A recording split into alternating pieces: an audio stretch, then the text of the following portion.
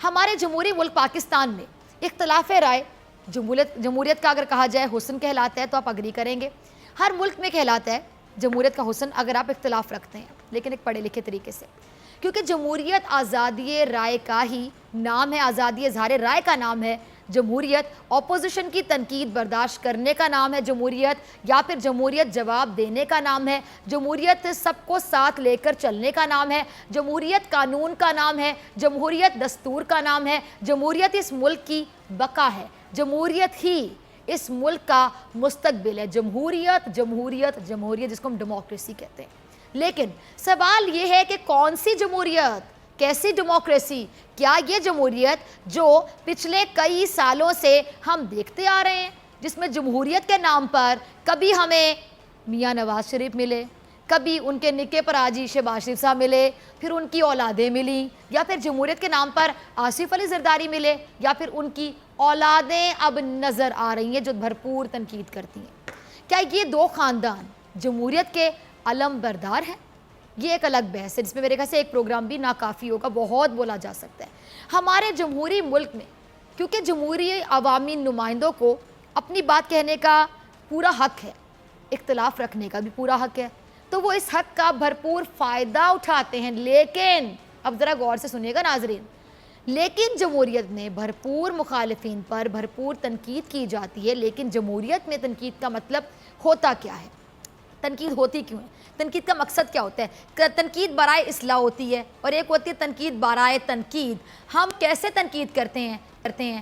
کیا ہم اصلاح کرنے کے لیے تنقید کرتے ہیں؟ یہ جو سیاسی مخالفین ایک دوسرے کے ان کی بات کر رہی ہوں, یا پھر تنقید کی آڑ میں کسی پر ذاتی حملے کرتے ہیں, پرسنل گرج نکالتے ہیں؟ کیا تنقید کا مطلب کسی پر الزام تراشی؟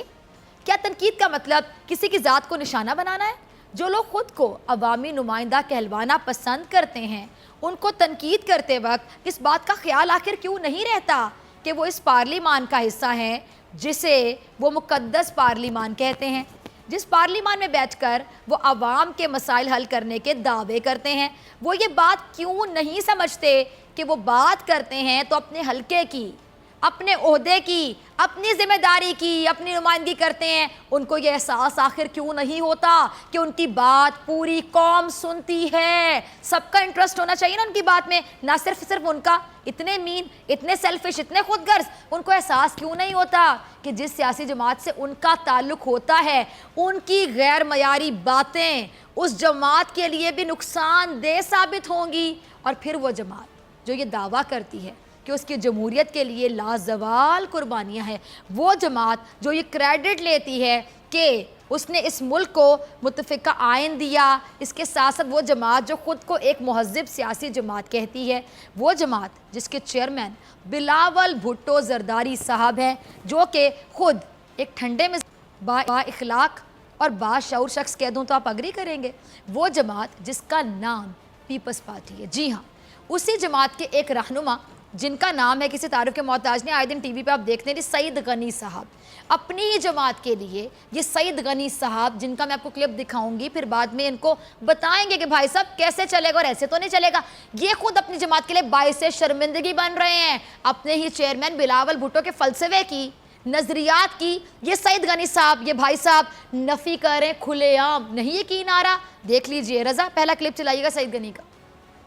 فیاض الحسن چوہان کو وزارت سے ہٹایا گیا تو میں نے اس وقت کہا تھا کہ یہ جو شیرو ہیں عمران خان کے, جن کی دوڑ لگی ہوتی ہے اچھا شیرو بننے کی, کیونکہ عمران خان شاباشی دیتا ہے شام کو جب ٹی وی پہ جو لوگ گالیاں زیادہ دیتے ہیں, بدتمیزی زیادہ کرتے ہیں, وہ کہتا ہے کہ آ گیا میرا شیرو. تو روز یہ بیچارے جتنے بھی زیادہ بولنے والے لوگ ہیں وہ اس طاق میں زیادہ بولتے تھے کہ کسی دن شام کو ہمیں بھی کہا جائے کہ آ گیا میرا شیرو. فواد چودھری بھی اسی دوڑ میں تھا, روز شام کو اس کو کہا جائے آ گیا میرا شیرو. تو میں نے نہیں جب فیاض الحسن چوہان کو ہٹایا تھا تو میں نے کہا تھا یہ جو اچھا شیرو بننے کی دوڑ میں لوگ لگے ہوئے ہیں, یہ تھوڑا احتیاط کریں, ایک ایک کر کے سارے فارغ ہو جائیں گے. اب بھی میرا مشورہ ہے پی ٹی آئی کے ان بدکلام لوگوں کے لیے, جو وزراء کے لیے, لیڈروں کے لیے, کہ یہ جو ایک دو دن کی بات ہوتی ہے نا کہ میں جاؤں گا, تو عمران خان موڈ میں ہوتے ہیں, شام کو جہاز پہ سوار ہوتے ہیں, وہ جو ان کو سمجھ آتی ہے اس وقت جو اچھا لگتا ہے اس کو کہہ دیتا ہے آ گیا میرا شیرو. تو جب وہ جہاز سے اترتا ہے, جب 4-5 لوگ بتاتے ہیں کہ بکواس کر رہے ہوتے ہیں تمہارے لوگ, تو شاید اس کو خیال آتا ہوگا کہ غلط کرتے ہیں. सईद गनी साहब, आपका ये बयान देखने के बाद तो अब बिलावल ही आपको कहेंगे कि आ गया मेरा शेरू, या शायद बिलावल ये भी कह दें कि मेरे शेरू ने तो मुझे ही शर्मिंदा करवा दिया।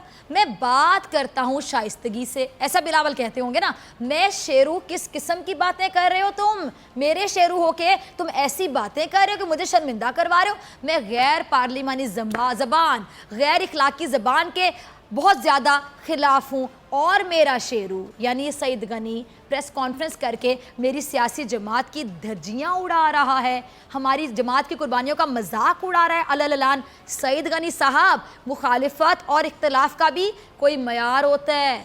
आप नवाज शरीफ साहब की जमात से ताल्लुक़ रखते हो तो बात समझ में फिर भी आ जाए कि आपकी सियासी तरबियत हुई है इसी अंदाज में, क्योंकि मियाँ साहब ने सियासत का आगाज़ कैसे किया था याद है नाज़रीन आपको? इसी अंदाज से किया था।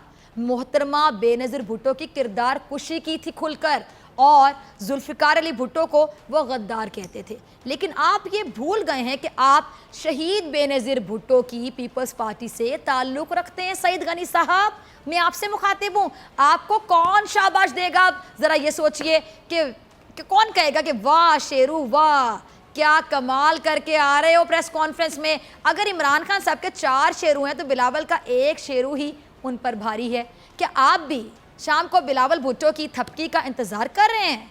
क्या मयार है आपकी सियासत का? क्या डिफरेंस है ये बता दें कि आप जब जिन पे तनकीद करते हैं उनमें चले मान लेते हैं आप सच कह रहे हैं, फिर उनमें और आप में क्या फ़र्क हुआ? इमरान खान साहब से आपको लाख इख्तलाफात सही, लेकिन वो मुल्क के वज़ीरे आज़म हैं। कितना बड़ा ओहदा होता है आपको पता है, जिन पर आप ज़ाती हमले करते हैं। फवाद चौधरी और फ़याज़ुल हसन चौहान की बात आपने की।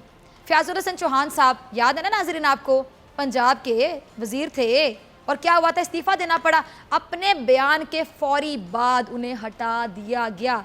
फ़र्क समझ आया सईद गनी साहब? लेकिन मैं बिलावल भुट्टो साहब से आज इस प्लेटफॉर्म से ये क्लिप दिखाने के बाद ज़रूर मुतालिबा करती हूँ कि बिलावल साहब, सियासी जमात का फ़लसफ़ा, आपकी पीपल्स पार्टी का नज़रिया अगर आज भी वही है जो माजी में आपके नाना ने सेट किया था, आपकी वालिदा ने उस पर अमल किया था प्रैक्टिकली, तो सईद गनी साहब के इस बयान की कम अज़ कम मुज़म्मत ही कर दें। पार्टी से ना निकालें, बयान की मुज़म्मत कर दें, क्योंकि किसी गलत बयान के ख़िलाफ़ जो कम से कम किया जा सकता है, मैंने प्रोग्राम के आगाज़ में कहा था कि वो क्या होता है नाज़रीन?